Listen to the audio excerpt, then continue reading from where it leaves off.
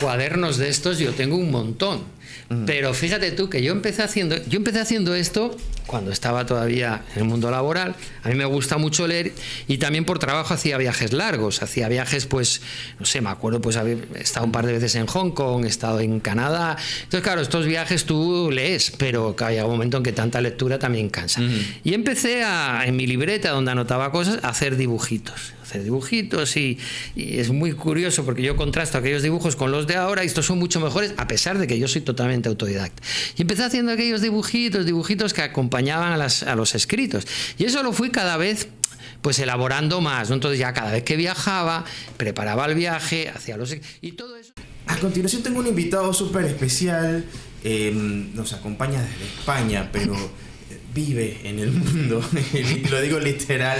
Estoy con José Luis Espina, Trotamundo. ¿Cómo estás? Bueno, muchas gracias. Me gusta viajar. Sí, siempre que puedo viajamos. Normalmente viajo con mi esposa.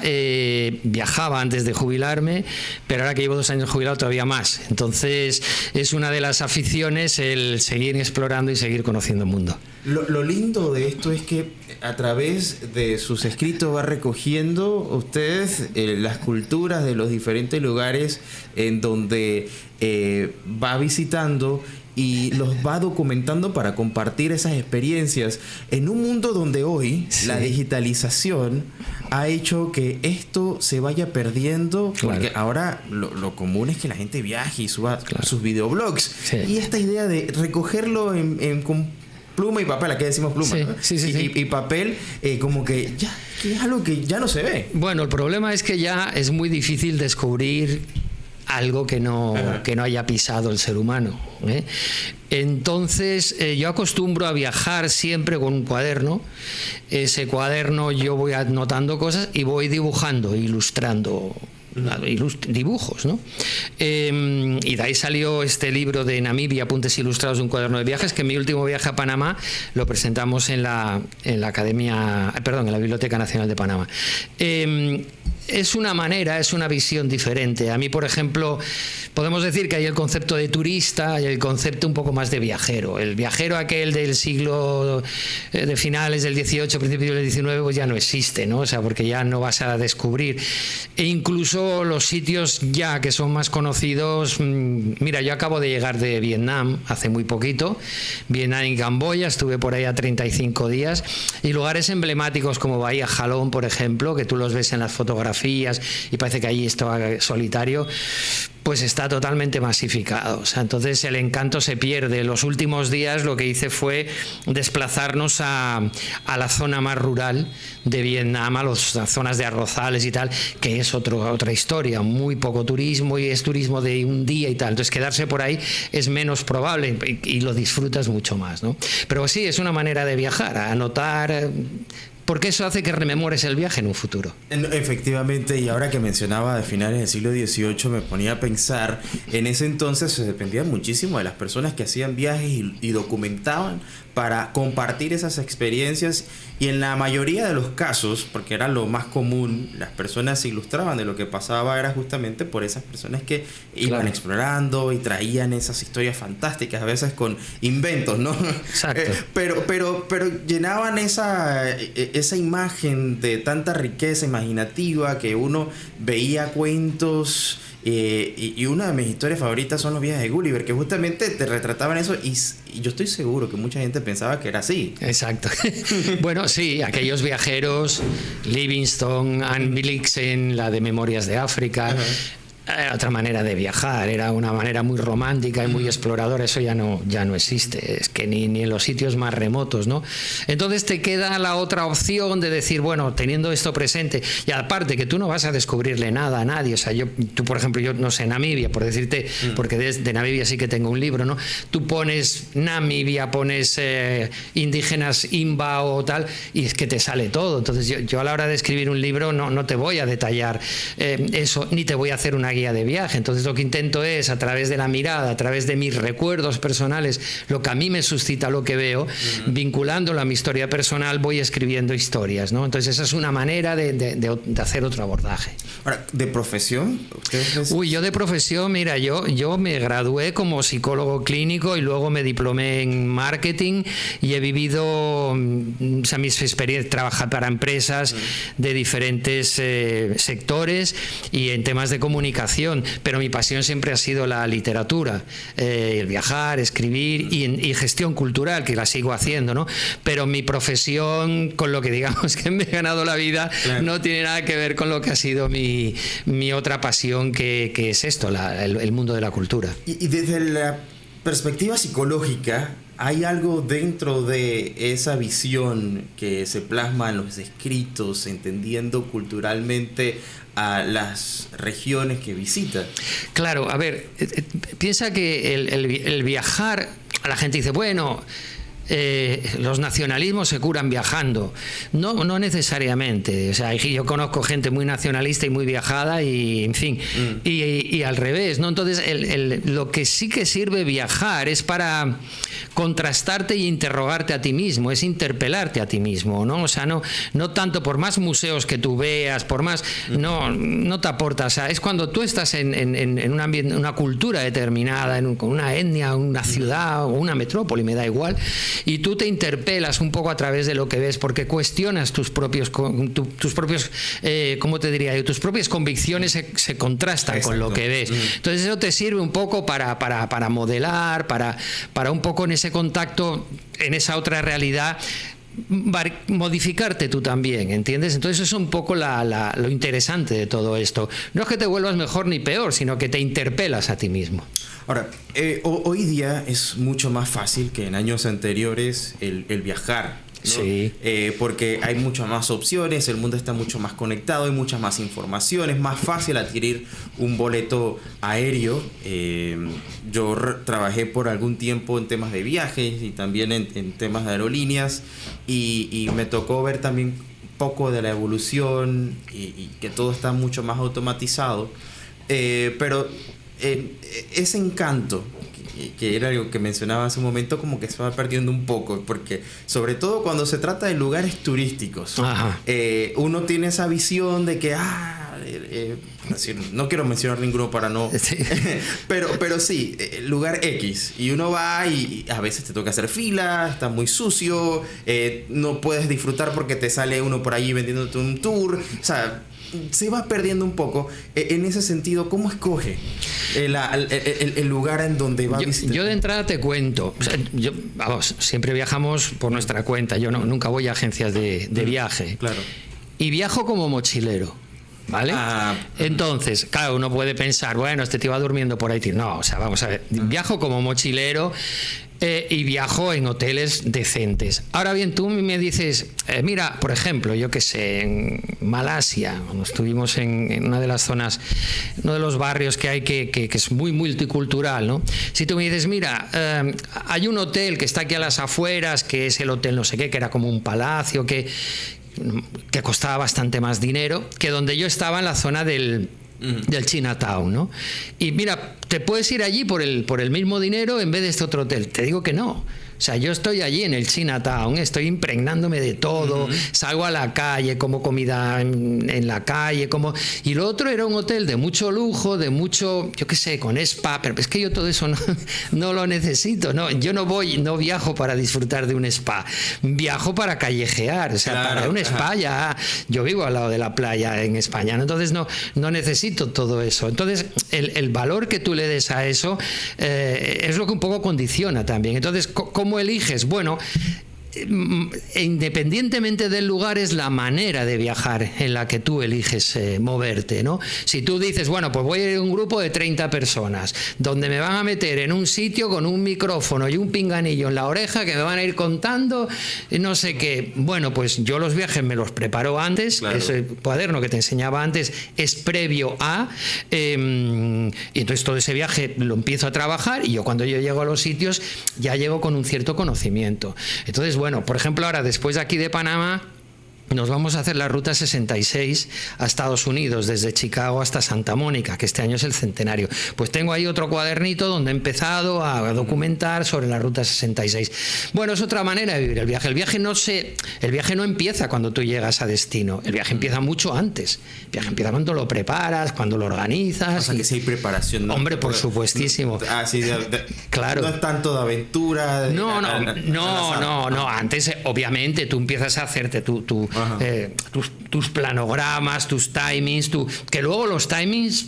Mira, ahora, por ejemplo, en Vietnam, resulta que a la vuelta teníamos que volver por Doha, y con el tema de la guerra contra Irán, el aeropuerto se cerró. Y entonces se cerró al segundo día de llegar nosotros a Vietnam. Y bueno, pensamos, tenemos que volver el 26, de aquí al 26 quedan 24 días... Esto se arreglará. No se arregló, sino que fue a peor. Bueno, pues tuvimos que cancelar ese viaje, pedir que nos devolviesen el dinero, buscar otro viaje vía China, con Air China. Claro, todo eso lo gestionas tú solo. Pero que eso está, en el momento te inquieta, ¿no? Pero te lo gestionas tú. Entonces, claro, esa es la otra manera de viajar. Tuvimos que alargar 12 días. Yo tenía un festival de literatura que organizo, pero afortunadamente ese festival era como un mes después, con lo cual me tuve que quedar 12 días, pero todavía tenía tiempo, con lo cual no pasó nada. Y bueno, estamos 12 días en Vietnam, que además es barato. O sea, te pasa a Nueva York y tienes un problema de cada noche en hotel, pero Vietnam es muy barato y muy bien. Bueno, a ver, ¿y cómo es hacer este tipo de viajes en donde se trata de purgar, no sé si la palabra es la correcta, el globalismo y entrarse justamente al tema de lo autóctono, de las culturas, en un mundo en donde en Vietnam seguramente hay McDonald's, Coca-Cola, Pepsi, por mencionar algunas de esas marcas que están presentes en todas partes. Entonces, ya las redes sociales han hecho también que las culturas se conecten entre sí. Es como... A veces uno esperaría mezclarse más con las culturas que están... Claro, el mundo se ha globalizado. Sí. ¿Vale? Yo si ahora cojo y paseo por... Vale, me voy a un centro comercial aquí en Panamá, que sea, multicentro, el que sea, y me voy a un centro comercial en Barcelona, y o me voy a Holbrook, quitando una cuestión estética... Y un poco ¿cómo te diría yo? La geografía humana, ¿no? Que tú puedes ver, que las personas... Pero es que es lo mismo. O sea, yo me voy aquí y me encuentro todas esas marcas. Me encuentro marcas... Bueno, podemos decir, porque da igual, supongo, Zara, Mango... están en todas partes, ¿no? Entonces el mundo se ha globalizado, pero no solamente a ese nivel, sino que escuchamos la misma música. Exacto. ¿Vale? O sea, yo antes, por ejemplo, en España, cuando yo era niño, pues ya no te digo el reggaetón, que es otra historia, pero la salsa, toda esta música más latinoamericana y tal, pues no se escuchaba tan... Sí que había grupos de todas maneras, incluso cuando... Pero... Bueno, esto se ha convertido en unos vasos comunicantes increíbles, ¿no? Es decir, ahora mismo en el mundo de la literatura, por ejemplo, yo que me muevo en este contexto, todo está mucho más cerca. Entonces, ¿cómo encontrar la singularidad de las cosas? Bueno, pues la singularidad de las cosas se encuentra a veces indagando un poco, buscando... Ya te digo, yo ahora quiero escribir una cuestión sobre los Guna, que ya estuve en San Blas. Bueno, buscar esas singularidades de un territorio que pueden marcar esas diferencias con tu ciudad de origen, pero en general es que es lo mismo. Lo único que tiene malo Panamá para mí, el calor, nada más. Yo, ¿sabes qué pasa? Yo vengo mucho porque mi hija vive aquí, entonces claro, pero yo podría vivir en Panamá el tiempo que hiciese falta, pero ¿qué te quiero decir? Como el inconveniente, pues mira, se podría escribir sobre los condicionamientos, por ejemplo, un libro de viajes donde hablásemos de la climatología y el condicionamiento de la vida en base a la climatología, porque es singular. Yo, por ejemplo, en Panamá, caminar 15 minutos es que me mata. Y a mucha gente. Claro. En realidad aquí incluso las recomendaciones es no estar mucho tiempo expuesto al sol. Sí, claro. La mayor parte del tiempo. No, la gente no hace caso a eso, obviamente, está acostumbrada, pero lo ideal sería no exponerse, sobre todo porque los índices de radiación ultravioleta son muy altos y la humedad sin duda mata. No obstante, volviendo un poco al tema del libro particularmente, antes de entrar ya a los detalles de los viajes, esas cosas interesantes que todavía se pueden encontrar en un mundo donde existe Google Maps, donde uno entra al internet y sin tener que visitar físicamente el lugar, ya uno puede ver incluso las calles en 3D. O sea, totalmente. Entonces como que queda ese interrogante, pero eso lo vamos a ver en un rato. ¿Por qué un libro relatando las historias y no un videoblog? Que eso lo decía al principio, pero en este tiempo, ¿no?, de la digitalización. A ver, el vídeo, obviamente, consumir audiovisual es una actitud pasiva, ¿vale? Yo me siento delante de la tele y me voy a YouTube y, por ejemplo, la primera vez que vine a Panamá, en Canal Historia, pues hay me acuerdo, varios documentales, y hay uno que es una maravilla, que te explica toda la construcción del canal hasta ahora y tal, ¿no? Vale, pues, pero eso es una actitud pasiva. Yo veo, yo escucho, las imágenes las recibo directamente del aparato emisor. El libro es distinto. El libro, cuando yo te cuento una historia, ese audiovisual te lo vas montando tú en tu cabeza. Eso para empezar. Eso pasa con cualquier libro. Cuando yo te cuento Namibia desde mi punto de vista, salvo que sea una guía de viajes, porque esto no es una guía de viajes, ¿no? Cuando yo te empiezo a contar, por ejemplo, que cuando yo era niño, pues me empecé a ilustrar literariamente con Tarzán y con todas estas historias tal, o te cuento determinadas cosas de mi experiencia y luego te las contrasto con Namibia, tú tienes un referente de lo que yo te cuento de Namibia, pero tienes un referente del escritor, de mí como autor. Entonces, ¿qué es lo que estás conociendo? Estás conociendo Namibia a través de la vista, a través de la percepción del autor, de tal manera, porque así es como debería ser escrito, y ahí los autores podemos fallar o podemos acertar, que tú hagas tuya esa historia, que te sientas interpelado y reflejado en esa historia. La gente dice, yo tengo una historia que es buenísima para contarla. Todo el mundo tiene una historia buenísima para hacer un libro.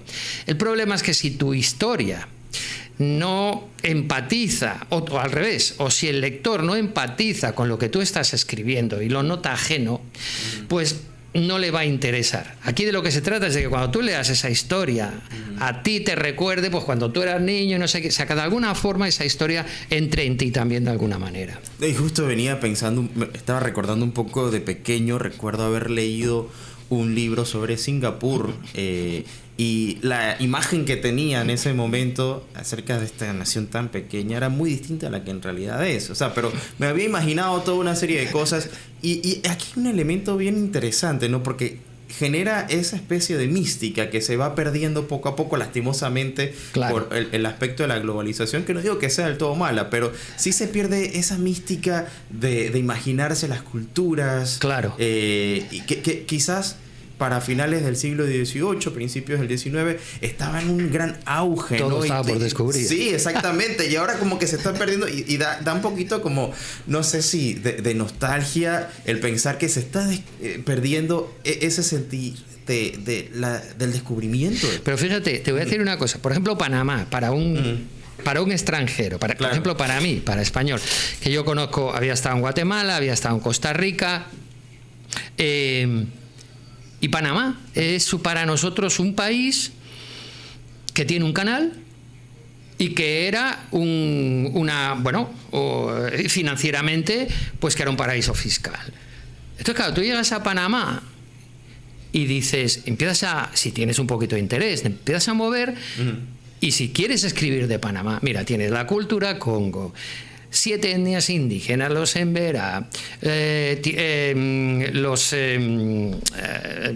ahora se me ha ido las diferentes etnias, claro, los Nobe, los Guna. Los Guna, quería decir, hay cantidad de culturas, o sea, tenéis el Pacífico, tenéis el Caribe, el Atlántico, es decir, hay tantas cosas de las que, de hecho, el otro día, fíjate, para que te hagas una idea, estaba comentando con un amigo, digo, es que me gustaría volver a escribir a lo mejor un libro así tipo, pero no estoy pensando en Vietnam o si escribir sobre la cultura guna. Y me dijo, la cultura guna, tío, escribe sobre la cultura guna, escribe, aunque sea un artículo, lo que sea, porque Vietnam está como muy...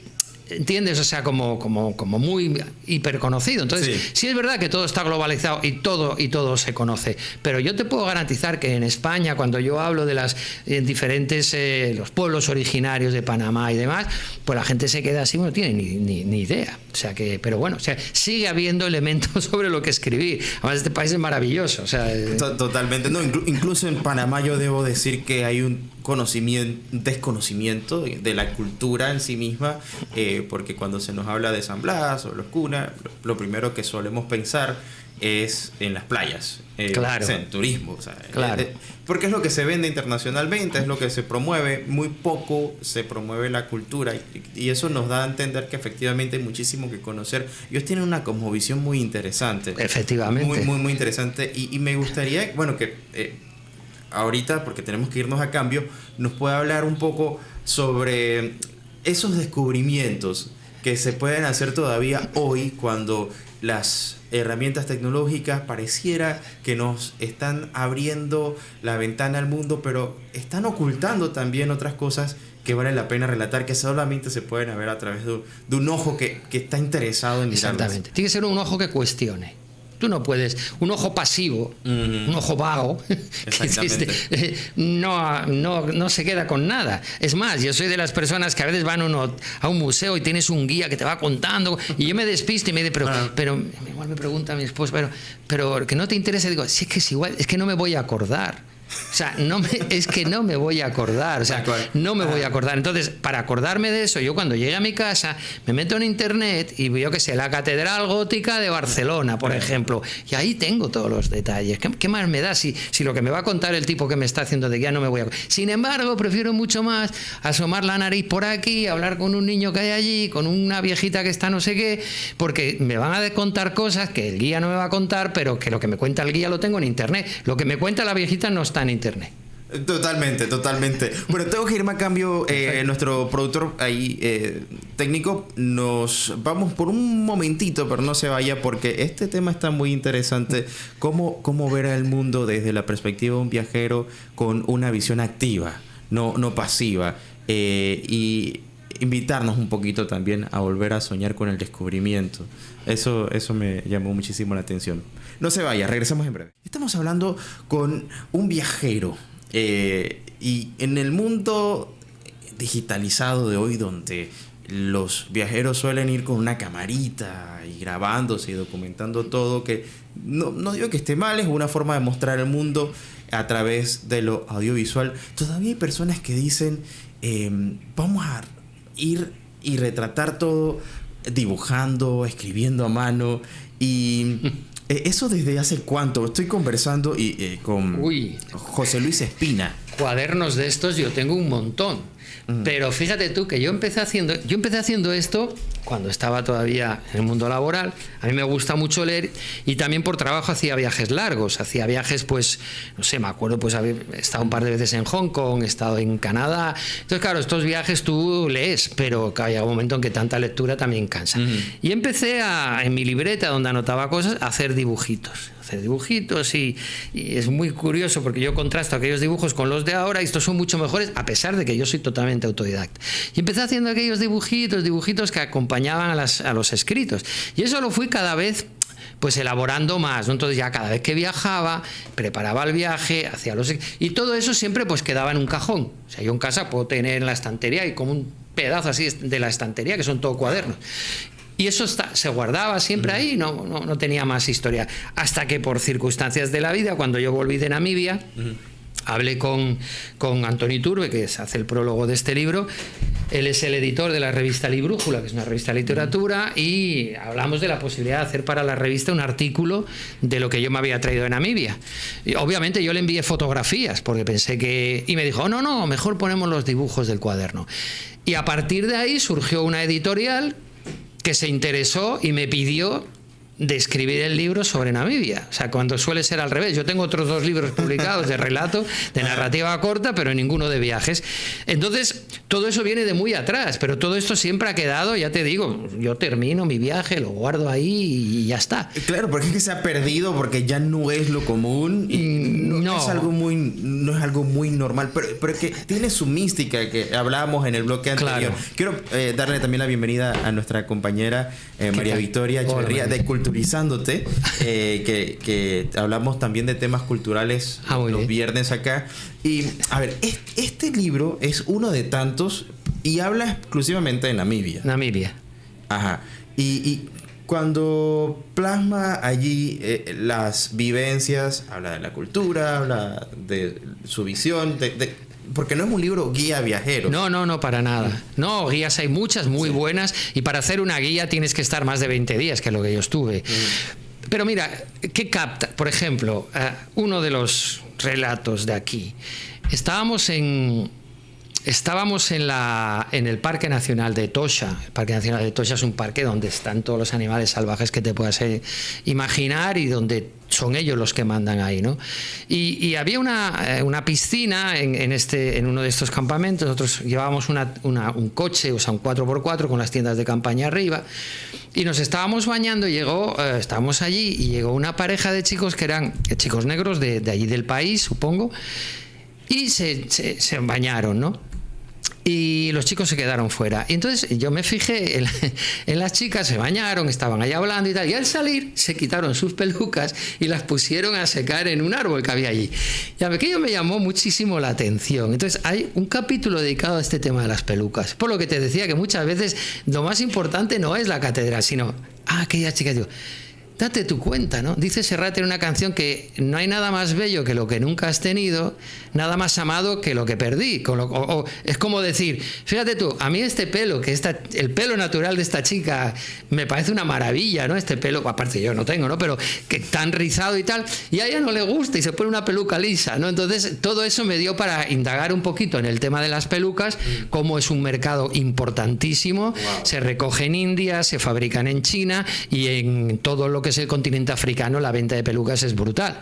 Entonces, ¿ves? O sea, no se trataba ella de hablar, que también hablo del Parque Nacional de Etosha y tal, pero a veces en el viaje tienes un pequeño input que te hace así como una burbuja que explota y dices, ostras, esto da para contar. ¿Por qué esta chica con el pelo tan bonito que tiene se pone una peluca lisa en lugar de dejarse ese pelo afro, ¿no?, que tiene ella?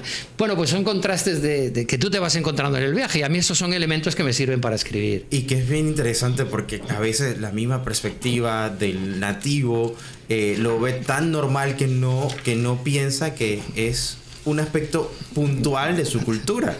Ajá. Entonces aquí está el dibujo de la chica con la peluca en la mano, ¿no? No, es que siempre hay que ver un poquito más. O sea, de repente, haciendo un poco de turismo interno aquí en Panamá, pasa eso, ¿no? Yo, por ejemplo, viajé al Valle Antón, no sé si... Sí, lo conozco, he estado 2 veces. Entonces, uno en el Valle Antón, uno ve normalmente los sitios turísticos más conocidos, pero a mí, por ejemplo, me llegó la pregunta de cómo hacen estos adornos que siempre tienen en venta en el mercado. Ajá. ¿Cómo los hacen? ¿Dónde los hacen? ¿Dónde están esos hornos? Yo he ido 1000 veces al Valle Antón y nunca he visto esos hornos. Claro. Entonces, es eso, ¿no? Uno siempre tiene que ver un poquito más allá de lo que es una catedral, que si la montaña de la India Dormida, que Exacto. no dejan de ser importantes. Exacto, yo subí a ella y a la otra, la de la iguana, el cara iguana. Exactamente, Ajá. También estuve por ahí. Entonces, bueno, pues este tipo de cosas, sí, ¿no? Que de repente te chocan, lo que tú dices. Bueno, todo esto que está aquí todos los días al lado del mercadito de las verduras y todo esto, ¿de dónde viene? ¿Quién lo hace? ¿Cómo se produce? O sea, bueno, pues son este tipo de cosas que en la literatura de viajes son las que realmente aportan algo diferencial, más que lo que comentas tú, ¿no? Vale, podemos hablar de una excursión a la Isla Dormida. Bueno, pero la Isla Dormida, por más bonito...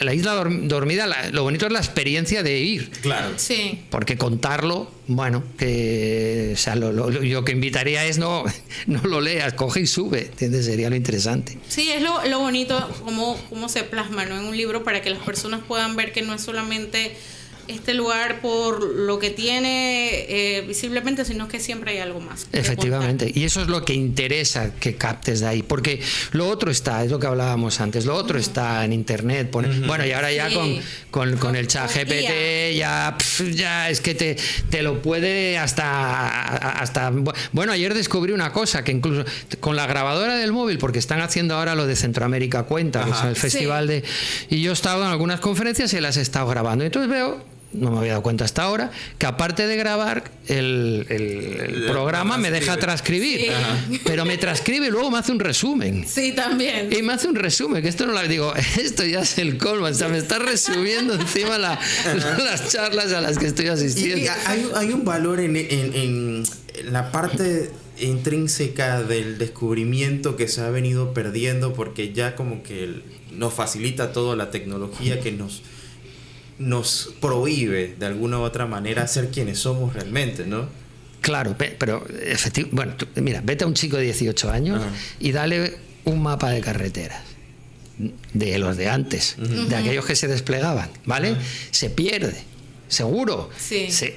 Pues que tú ahora tienes aquí, yo pongo dónde voy, le doy a Google Maps y me olvido. Pero fíjate tú, pasa una cosa con Google Maps, que eso es un poco lo que los boomers echamos de menos. Que el Google Maps, tú tienes una porción de esa carretera, pero cuando tú coges un mapa de carreteras tienes una visión global de todo. Aquí tú solamente ves la carreterita que te va a llevar y tal, pero la visión, mi esposa, por ejemplo, cuando viajamos en coche, que es algo que me gusta hacer, ¿no? Subir al coche y hacer ruta, sobre todo por España, llevamos un mapa en papel, que yo no lo uso, y le digo, pero sí, no, pero yo es que quiero ver todo el territorio, ¿vale? Luego tú tienes ahí colgado tu Google Maps que te vaya, pero yo quiero verlo. Claro, eso hay mucha gente que ya, si tuviese que estar mirando las carreteras, no. Todo el tema de las nuevas tecnologías, en realidad lo que nos hace, iba a decir más tontos, lo que nos hace es más vagos. Y al hacernos más vagos, nos quita capacidades. O sea, esta capacidad de abstracción, de tú coger y decir, mira, la carretera 300 no sé qué, mira, va por aquí, ahora sigue. Todo eso, como tú ya no te preocupas, pues ya no tienes que hacer el esfuerzo. Bueno, supuestamente nos hace la vida más fácil, entre comillas. Claro, pero hacerte la vida más fácil, de alguna manera, es que te simplifica lo que tu mente antes tenía que hacer. O sea, esa actividad mental, esto por antes que hablábamos de la psicología, esa actividad cerebral, cortical, que tu cerebro tiene que hacer para desarrollar determinadas acciones, en el momento en que te lo simplifican todo tanto, esas actividades, esa capacidad se va perdiendo. Sí, exacto, porque es que nosotros tenemos que hacer, o sea, es no perder la práctica. Por ejemplo, nosotros que somos periodistas y escribimos. Efectivamente. Si empezamos a pedirle todo a IA, en algún punto entonces dejamos de hacer esto de analizar la información para ir conectándola, para poder mostrarla, porque es que perdemos la costumbre de escribir. Y el problema es entonces, ¿dónde está tu valor añadido? Sí, así es. ¿Dónde está tu valor añadido? Ahora, hoy más que nunca tenemos el mundo a nuestro alcance, pero parece que nos estamos perdiendo más de él que o sea, más que nunca, porque al pensar que lo sabemos todo, esos detalles que usted mostraba, que se van desapareciendo del radar, porque ya ahora yo no miro, ay, si me desvío por esta calle viendo el mapa general, ¿no? Y a ver qué descubro. Y usted está en Panamá y se interesó por la comunidad Gune, que me dijo que ya conocía. Sí, estuve la última vez. Y a ver, en Panamá antes, lo hablo desde mi experiencia, no sé si a María le pasó, cuando uno veía a una mujer guna con todos sus atuendos y sus chaquiras y lo demás, uno, o sea, por lo menos yo lo veía con una gran curiosidad, me parece súper interesante, ¿no? ¿Qué significa todo eso? ¿Qué significa todo eso? Yo quería saber, quería descubrir, para mí era como que un lugar mágico, o sea, así lo veía yo. Hoy, y lo decía hace un rato, San Blas es playas, o sea, es que yo conozco mucha gente de mi país que han venido y se van a San Blas. Sí. Y se van a San Blas y dicen, sí, pues esto es una orguna. Pero no saben nada más. Digo, pero ¿cómo es posible que a ti no te llame la atención? Ese pañuelo que lleva esa señora, esa mola, esos dibujos que tiene, claro, o sea, las chaquiras que lleva en la pierna, la pintura, el arete, o gente que ha ido a ver la comunidad de los Emberá aquí hacia en el río Chagres, ¿no? Y que yo también he estado. Entonces dices, bueno, pues, ¿qué es todo esto? ¿Qué son esas pinturas? Bueno, pues eso, mira, hay una escritora española que sacó un libro sobre mar y decía, y creo que esto pasa en muchas partes, dice, a los españoles nos gusta la playa, pero no nos gusta el mar. O sea, entendiendo como que para nosotros el mar es un lugar de ocio, perdón, la playa es un lugar de ocio, pero el mar es mucho más serio, el mar hay que conservarlo, el mar hay que cuidarlo y tal. Entonces, hemos perdido de vista el mar y nos hemos quedado con la playa. Entonces esto es un poco esta misma relación, o sea, cogemos, o sea, vamos a los lugares y hay un montón de cosas que te están apareciendo y que no les das importancia porque, como tú bien dices, lo que quiero es meterme en este agua bien calentita y con mi cervecita y tostarme bien al sol y luego dormir en una cabañita y al día siguiente me cojo y me marcho. Dices, bueno, pero no te has enterado de mucho, al fin te has bañado en la playa, pero no sabes nada más. O sea que esta es la pena del viaje, ¿no? Pero bueno, o sea que hay gente para todo, ¿no? Claro. No, aparte que uno se mete en los blogs de viajes que hablan de San Blas y justamente lo que te muestran son las playas. Exacto. Solo turístico. Sí. Y luego está la gente, ¿no? Que es lo que le da valor y significado a la parte cultural. Sí. ¿Y qué ha descubierto acerca de los gunes? O sea, mira, la vez que estuve estaba yo con un cuaderno de estos también, otro que tengo y tal, de aquí de Panamá, y estaba haciendo un dibujo hice una foto, una señora guna que pasaba por allí, hice una foto y estaba dibujando y se me viene un señor de allí de Lorcuna en el bar aquel que hay, bueno, y se me pone allí detrás, que me estaba poniendo muy nervioso porque me estaba mirando mientras yo dibujaba, pero el señor no me decía nada, estaba allí atento y se pasaba 5 minutos, 10 minutos y yo así, y al final no sé cómo, y me dice, esa señora es, no sé si me dijo Isabel, bueno, una de ellas, digo... La reconoció. La reconoció, digo, sí, y luego pasa por allí y la vio pasar. Ven, le decía, le enseñaba el dibujo. Digo, esta mujer me mata. Pero fue muy divertido porque el hombre sentía tanto, y lo tenía allí detrás de mí, y yo dibujando, que no es que sea un buen dibujante, porque mis cuadernos básicamente lo que tienen es texto, y lo tenía allí, pero bueno, fue muy divertido. Entonces, ese interés de las cosas pequeñas, a veces de los detalles, es lo que nos da ese diferencial que no tenemos en otras cosas, ¿no? Así es. Muy bueno, muy bueno. No sé, si me das hablamos de la agenda, ¿tenemos tiempo? Sí, pero antes de hablar de la agenda y aprovechar que tenemos aquí a nuestro invitado, va a seguir hablando acerca de los gunas y de Panamá.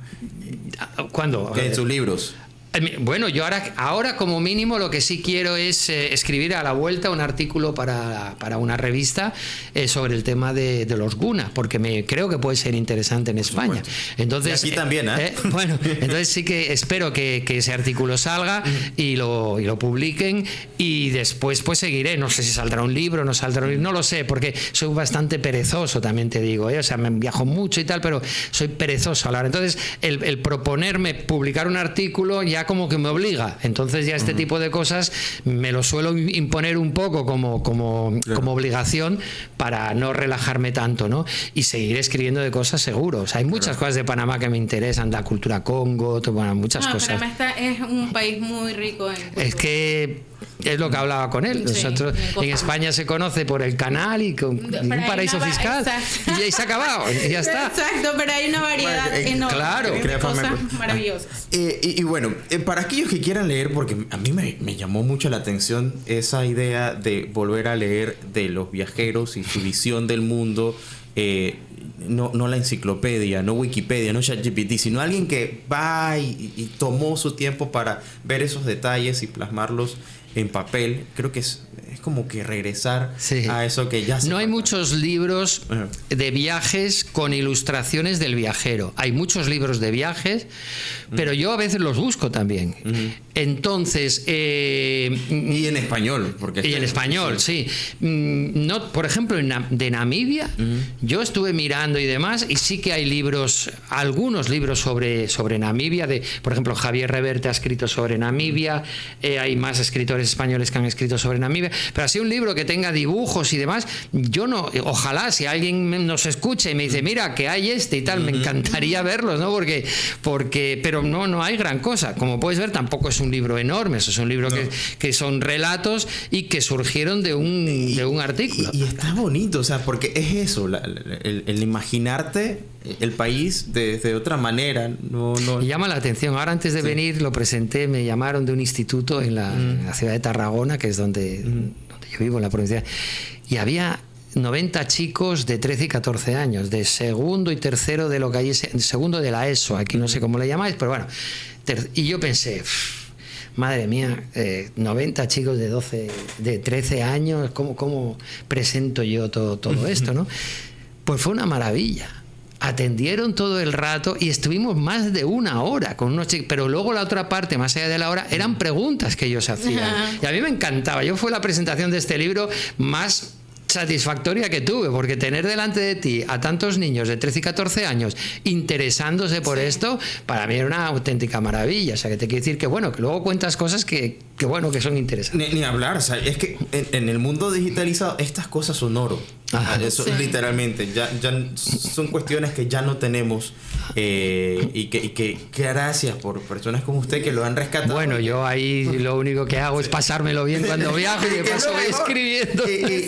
Y bueno, se puede conseguir. Bueno, pues yo os tengo que dar muchísimo las gracias por haberme invitado a estar aquí, o sea, porque para mí era una sorpresa, o sea, y bueno, estoy encantado, vamos. Claro, y el que quiere conseguir sus escritos. A ver, el libro, claro, el libro aquí no tiene distribución, pero hay ejemplares en la Biblioteca Nacional de Panamá. O sea, si alguien lo quiere coger en préstamo, allí lo hay. En el Parque Omar. Sí, exacto, sí. Allí presentamos este libro la última vez que estuve, ¿cuándo fue? Bueno, y el título es esto, Namibia, apuntes ilustrados de un cuaderno de viajes.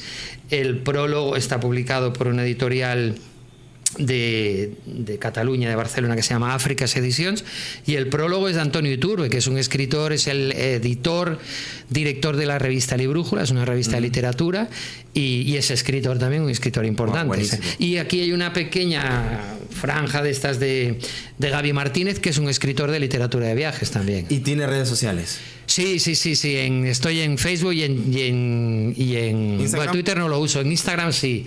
Sí, en Instagram estoy. Cuelgo cosas de vez en cuando.